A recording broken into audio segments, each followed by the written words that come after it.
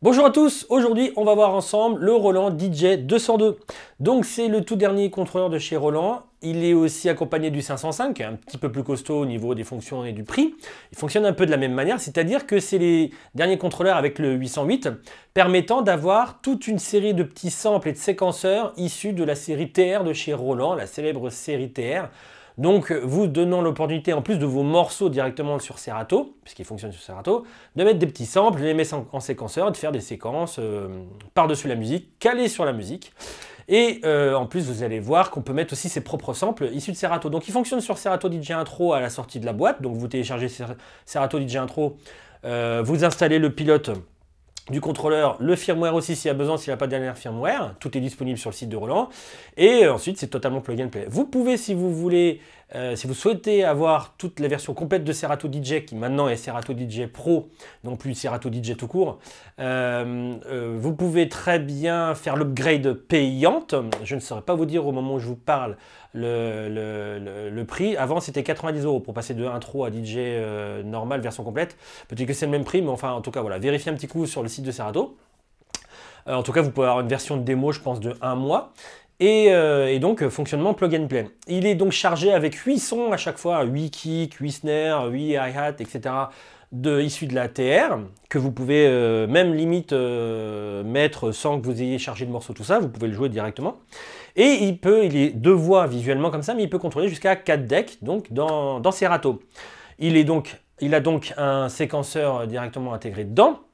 Et en plus, ce qui est bien, c'est comme il se cale les samples de la partie TR ou même vos samples de Serato, il se cale par rapport à la musique. Et en plus, vous pouvez faire sortir via la sortie MIDI à l'arrière la cloque du BPM pour l'envoyer directement dans d'autres bécanes et pouvoir comme ça faire un cycle de MIDI pour pouvoir tout vraiment, quand vous faites à la fois du DJing, à la fois de la MAO, tout ça, caler tout ça ensemble. Il est disponible avec une entrée micro, avec gate, high pass, reverb, echo FX. Donc c'est déjà des effets intégrés. C'est pas les effets de Serato, c'est les effets intégrés par rapport au micro. Donc ça c'est très pratique. Bon, la carte son, c'est une 24 bits 48 kHz. Bon, ça parle pas forcément à tout le monde. Ça vous suffira à faire vos premiers pas dans le DJing, ça, il n'y a aucun souci. Il est connecté directement avec son port USB, il n'y a pas d'alimentation externe, donc ça c'est pratique. Vous prenez le câble USB et vous pouvez directement brancher l'ordinateur et ensuite la paire de RCA directement à votre enceinte.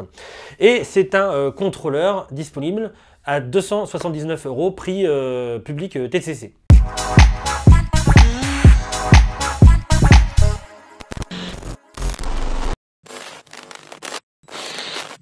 Comme d'habitude, on va voir navigation, table de mixage et la partie deck, avec le deck numéro 1. La navigation, hop, c'est tout simple. Vous naviguez dans vos playlists sur la gauche, et quand une playlist vous dit bien avec les morceaux dedans, vous appuyez sur la molette crantée, et vous basculez sur les morceaux. Donc là, par exemple, je peux choisir le morceau pour la vidéo, tac. C'est mieux avec du son. Et vous pouvez basculer votre bibliothèque en calage de BPM, c'est-à-dire qu'ils vont être soit pas un aspect chronologique, mais du plus petit au plus grand, ou du plus grand au plus petit, ou vous pouvez classer aussi avec la partie non, et tout ça se fait avec le bouton Shift. Une fois que vous avez inséré le morceau qui vous convient, vous pouvez le jouer. Vous avez donc partie table de mixage, le gain, qui va de moins l'infini à plus trop, en tout cas pour le trop nécessaire pour la vidéo. Vous avez un EQ 3 bandes avec aigu, en kill, donc coupure totale, médium, grave. Un filtre passe bas, passe haut, donc passe bas.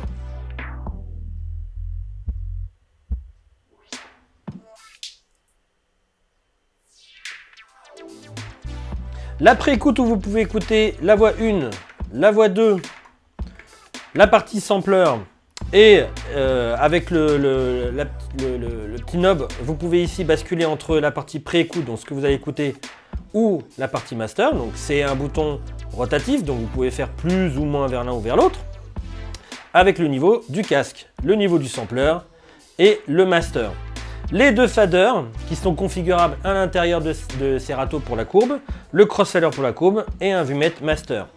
La partie séquenceur avec son volume ici et la partie sampler, pardon, avec son volume ici, et la partie séquenceur, la partie TR, ou voir les samples de Serato ici, avec la possibilité de la caler directement sur la musique qui est en train d'être lue, et faire le start-up, et aussi même carrément faire un petit tap tempo si vous n'avez pas de musique et que vous souhaitez faire un truc plus rapide, moins rapide.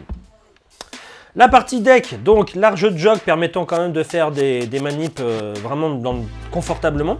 Donc vous avez toujours l'opportunité de faire du scratch au-dessus ou non en mettant le vinyl mode. Donc là vous allez avoir que le bending, la décélération, accélération. Cependant, si vous voulez vous mettre en mode scratch, vous pouvez aussi avoir la décélération et l'accélération sur la Corolle sans avoir de scratch, bien entendu. Comme je vous ai dit, on peut basculer sur 4 decks. Donc là, nous avons le deck 1. Ici, le deck 3, où il n'y a rien du tout parce que j'ai rien mis. Et bien entendu, le volume va se faire sur le même fader puisque ça va concerner le 1 et le 3 et là, le 2 et le 4. On va faire les petits transports, tout ça, enfin tous les boutons qu'on trouve tout le temps. Vous avez donc le bouton Q qui vous permet d'armer le premier point d'accrochage du morceau. Vous pouvez le disposer où vous voulez, ça peut être un kick, un clap, un ch, ce que vous voulez. Le bouton play qui fait aussi pause et qui fait aussi stutter. Répétition de ce point Q ici, sans avoir de coupure. Parce que là, si vous faites Q, ça va faire une coupure. Donc ça rejoint ce que ferait un out Q. Mais attention, appuyez bien sur le bouton Shift. Vous avez là le maintien de la tonalité sur le changement du tempo. Donc vous pouvez très bien ne pas le mettre, avoir ces changements de tonalité en même temps que le tempo. Ou alors, pas du tout. Et vous avez l'opportunité avec le bouton Shift en plus de changer la valeur. Donc vous pouvez avoir 8% en plus en moins, 16% en plus en moins, 50, etc. Le pitch, donc tant qu'on est dessus, autant le voir. Et le slip mode ici qui vous permet de passer par-dessus la musique quand vous faites une manipulation. Imaginez, je fais un petit haut Q. Si je fais le slip mode avec le bouton Shift, je vais passer par-dessus.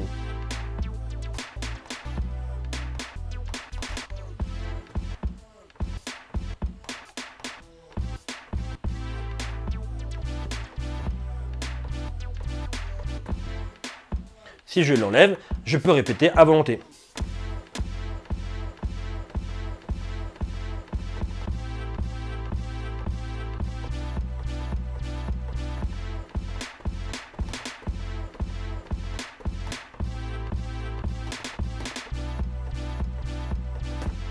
Normal.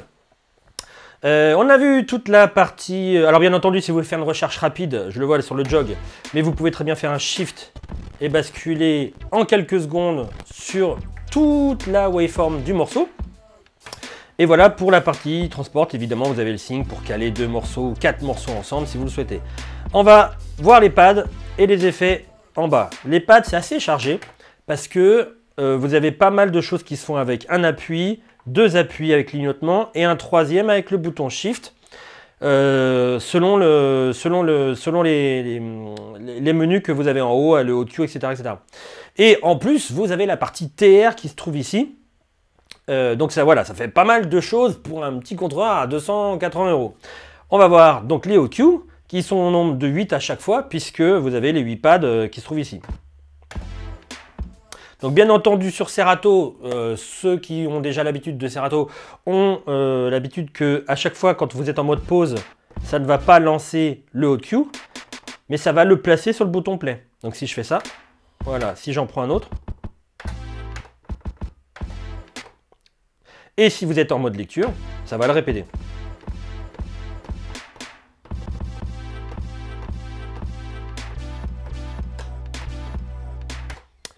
Ensuite, vous avez le Q-Loop.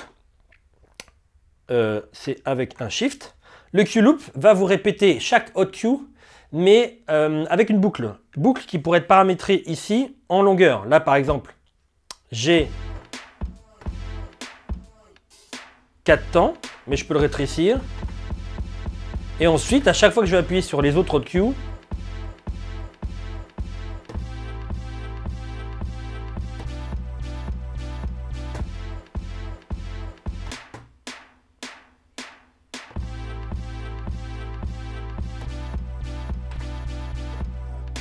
vous avez vu, je peux rétrécir et augmenter la boucle.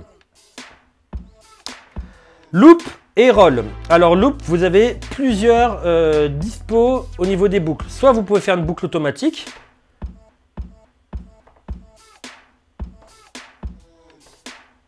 Donc avec différents temps. Alors forcément, il faut que je le fasse au bon moment.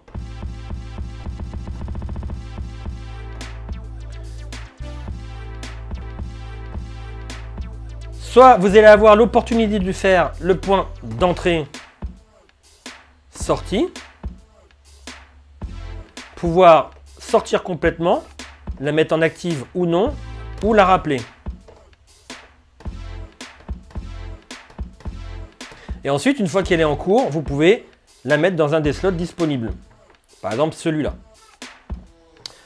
Vous avez, avec le Shift, l'opportunité de faire des rolls. Donc, ça va être des boucles qui vont passer par de la musique, un peu comme les sleep mode, mais qui ne vont pas arrêter la musique.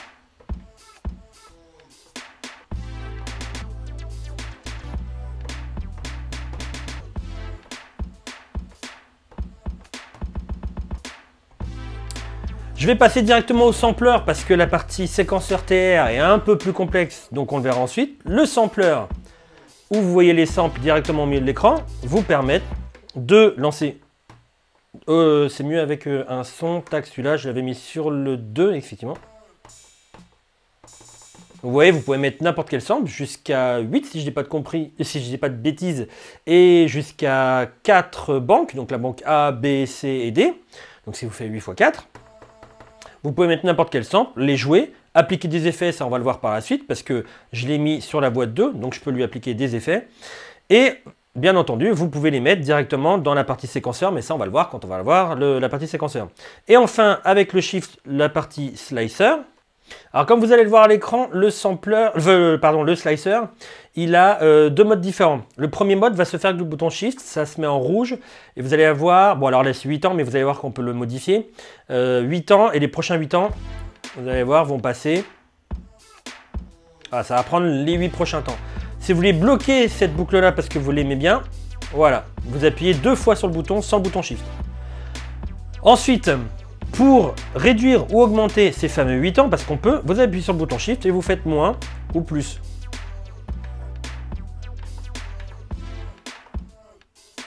Et ensuite, les répétitions que vous voyez qui s'éclairent à chaque temps, ça, vous pouvez les modifier avec le bouton plus moins. Donc là, par exemple, je vais répéter.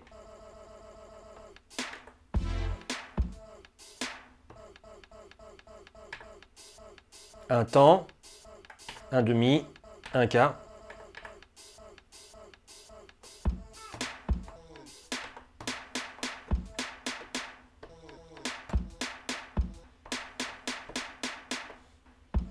Si cette partie-là ne vous plaît pas, vous allez plus loin.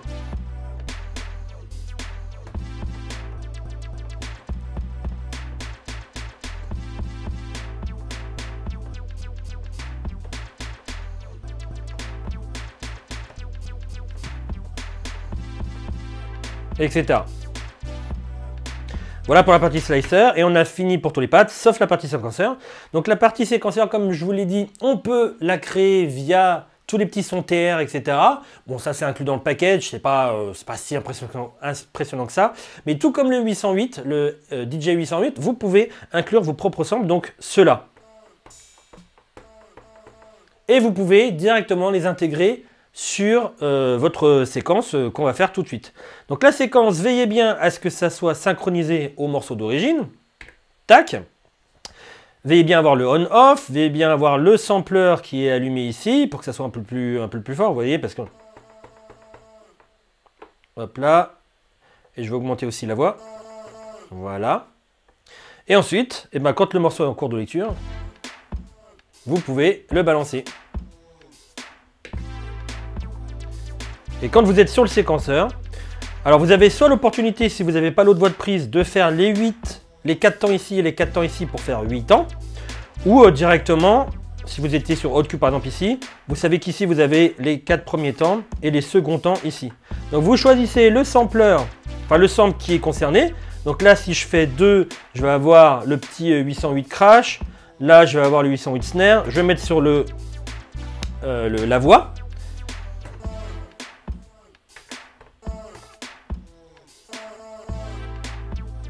Et je le mets aux emplacements que je souhaite. Donc j'en ai un là et 2 là. 4 premiers temps 1, les 4 autres 1. Donc je peux très bien me mettre sur séquenceur là. Et vous voyez que j'ai mes 4 là et mes 4 là. Donc ça c'est très pratique. Si j'en ai marre, j'ai un appuie dessus. Je me mets par exemple sur celui-là. Vous voyez, n'importe. Sauf que là, ça va pas du tout. Par contre, je pense que ça ira avec celui-là, je crois. Voilà.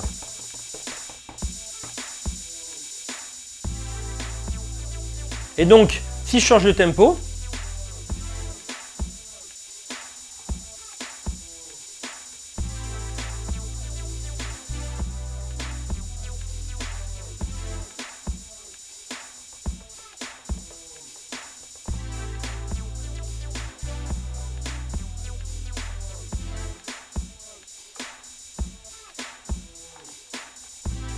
donc ça c'est super pratique. Vous pouvez l'arrêter et bien entendu, comme je l'ai dit au début de la vidéo, le MIDI à l'arrière, la prise MIDI va vous envoyer toutes ces informations au niveau du tempo, tout ça. Donc toutes vos bécanes vont être calées entièrement. Alors non pas forcément sur le Roland DJ 202, mais en tout cas sur Serato. Donc ça c'est super pratique. Alors bien entendu avec la partie séquenceur, si vous souhaitez enregistrer une phrase, un petit rythme, etc. et qu'en plein set vous voulez changer tout ça, vous avez l'opportunité de l'enregistrer dans les patterns. Alors pour voir les patterns, il vous suffit d'appuyer sur Shift séquenceur, donc vous allez arriver sur le pattern. Là, vous avez le 1, le 2, le 3, etc. Donc par exemple, je peux très bien enregistrer sur le pattern 1, je reviens en mode séquenceur, je choisis mon séquenceur, donc c'est le sample, celui-là, je fais comme ça. Hop là, bon je le lis vite fait. Voilà, c'est bien ça que je souhaitais. Je vais revenir sur le pattern et je vais aller sur le pattern 2. Je reviens sur séquenceur, je vérifie bien que je suis toujours sur celui-là. Je vais en mettre comme je l'avais fait là, donc 1, 2, 3. Voilà. Donc ça me convient. Hop là. Je relance mon morceau.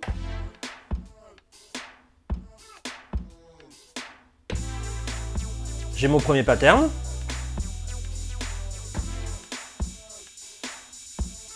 Là, je mets le deuxième. Alors, il faut le balancer avant les 8 ans. Hein.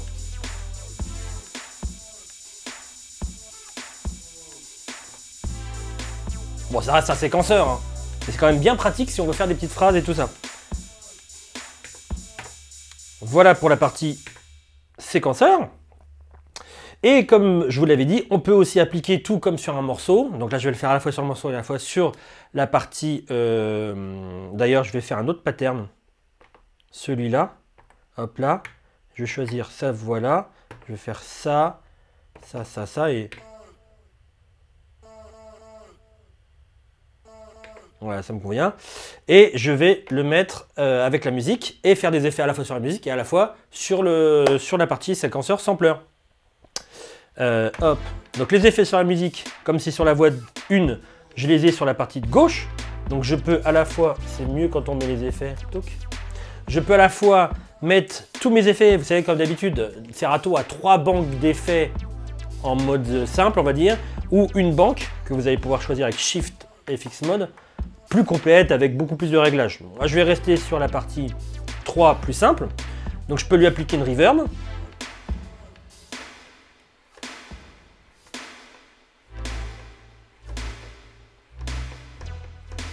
Un break. Ou un écho. Le réglage du temps se fait ici avec Beat et Shift.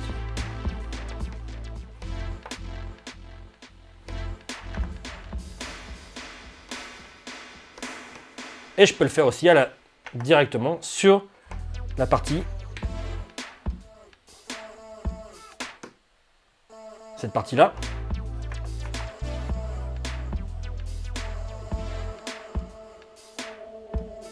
Avec le filtre.